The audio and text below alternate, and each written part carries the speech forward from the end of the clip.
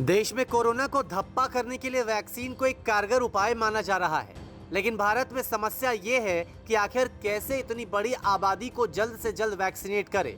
और जब तक पूरा देश वैक्सीनेट नहीं हो जाता, तब तक संभव भी नहीं है कि कोरोना से पूरी तरह से देश मुक्ति पाले।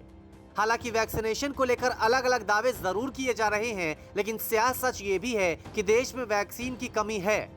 इसलिए कई सेंटर के बाहर लोग लाइन में घंटों खड़े देखे गए। पिछले कई दिनों से रोजाना 4000 से ज्यादा कोरोना के मरीजों की जान जा रही है।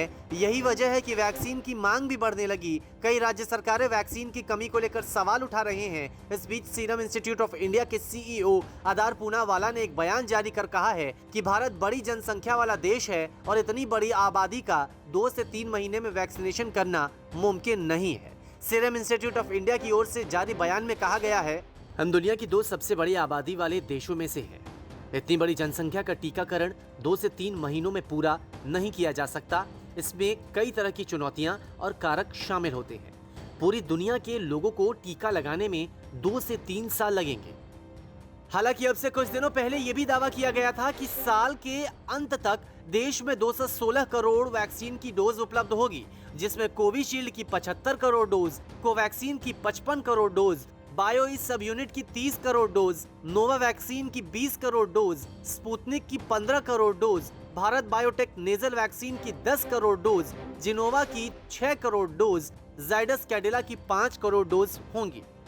लेकिन अब स्थिति कोरोना के केस को देखते हुए ऐसे बन गई है कि वैक्सीन बनाने वाली कंपनियों का कहना है कि पूरे देश को वैक्सीन लगाने में 2 से 3 साल का वक्त लगेगा। सीरम इंस्टीट्यूट की ओर से कहा गया है कि वैक्सीन का बड़ा स्टॉक तो था और वैक्सीनेशन ड्राइव भी कामयाबी के साथ शुरू हुई, लेकिन उस वक्त हालात कुछ और थे। मतलब ये कि केस कम थे और रिकॉर्ड स्तर पर वो गिर रहे थे। लेकिन अभी हालात कुछ और है, मतलब केस तेजी से बढ़ रहे हैं और मौतें भी ज्यादा हो रही हैं। एक सत्य ये भी है कि 100% सुरक्षा तब तक नहीं है जब तक दुनिया में हर एक व्यक्ति इसे हराने के काबिल नहीं हो जाता। मतलब सभी के अंदर पूरी तरह से इम्यूनिटी स्ट्रांग नहीं हो जाती।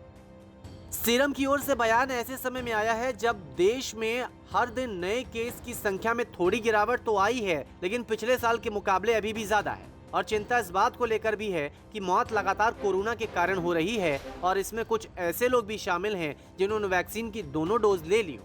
न्यूज़ तक ब्यूरो।